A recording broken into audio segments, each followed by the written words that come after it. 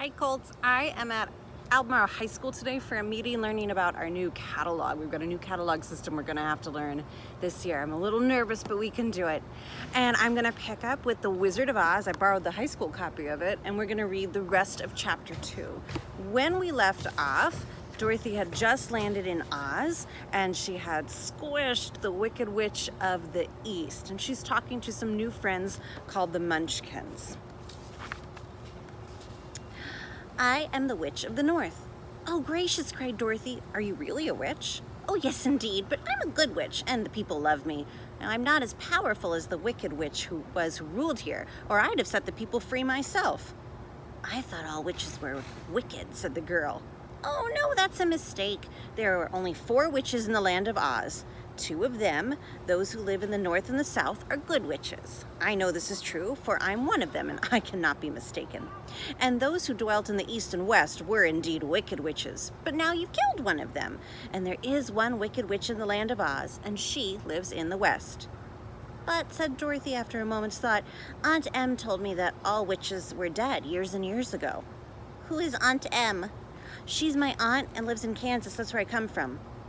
The Witch of the North seemed to think for a time, and her head bowed and her eyes were on the ground. And then she looked up and said, I do not know where this Kansas is, for I've never heard of the country. But tell me, is it a civilized country? Oh, yes. Oh, well, that accounts for it then. In the civilized countries, I believe there are no witches left, nor wizards, nor sorceresses, nor magicians. But you see, the land of Oz was never really civilized. We're cut off from the rest of the world, so we still have witches and wizards among us. Ooh, who are the wizards? Said Dorothy. Oz is the great wizard. He is more powerful than all the rest of us together, and he lives in the City of Emeralds. Dorothy was going to ask another question, but just then the Munchkins, who had been standing silently, gave a loud shout and pointed to the corner of the house. What is it? Said the little old witch, and she began to laugh. The feet of the dead witch had disappeared entirely, and nothing was left but silver shoes. Oh, she was so old that she dried up so quickly in the sun, and that's the end of her. But the shoes are yours, and you shall have them to wear. She reached down and picked up the shoes, and after shaking the dust out of them, handed them to Dorothy. The Witch of the East was proud of these silver shoes. There was some charm connected with them, but we never knew what it was. Dorothy carried the shoes into the house and placed them on the table, and she came out again to the Munchkins and said, I'm anxious to get my way back to my aunt and uncle. Could you help me find my way? The Munchkins and the witch first looked at each other, and then they shook their heads. At the east, not far from here, said one, there's a great desert. No one could live there. And in the south, said another, for I have been there. Ooh, that is Quadling country. And I'm told, said a third, it's the same in the west. That's where the Winkies live, and it's ruled by the Witch of the West. And if she would make you your slave if you went that way.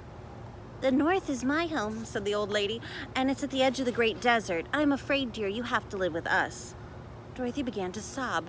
She felt lonely among these strange people, but her tears seemed to grieve the kind-hearted Munchkins, and they took out their handkerchiefs and began to weep also. And as for the little old woman, she took off her cap and balanced the point on the end of her nose, and she counted 1, 2, 3 in a solemn voice. And at once the cap changed to a slate, that's like a chalkboard, which was written in big white chalk marks, Let Dorothy go to the City of Emeralds. The little old woman took her slate from her nose and read the words.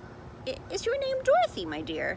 Yes, she said, drying her tears. Well, then you must go to the City of Emeralds. Perhaps Oz will help you. Where's the city? Said Dorothy. It's exactly in the center of the country, ruled by Oz. He's the greatest wizard of all. Is he a good man? Asked the girl anxiously. He's a good wizard. Whether he's a man or not, I cannot tell. I've never seen him. Well, how am I going to get there? Well, you must walk. It's a long journey through country that is sometimes pleasant and sometimes dark and terrible. But I will use all the magic arts to keep you safe. Won't you go with me? Pleaded the girl, who began to look at the old woman as her only friend.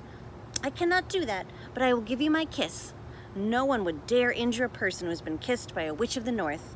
And she came close to Dorothy and kissed her gently on her forehead, and where her lips touched the girl there was a round, shiny mark, as Dorothy will soon find out later. The road to the City of Emeralds is paved with yellow brick, so you cannot miss it. And when you get to Oz, do not be afraid of him. Tell your story and ask him to help you. Goodbye, my dear. The three munchkins bowed low to her and wished her a pleasant journey, after which they walked through the trees. The witch gave Dorothy a friendly little nod and whirled around on her left heel 3 times and disappeared, much to the surprise of little Toto, who barked loudly enough after her. But Dorothy, knowing her to be a witch, had expected her to disappear in just that way.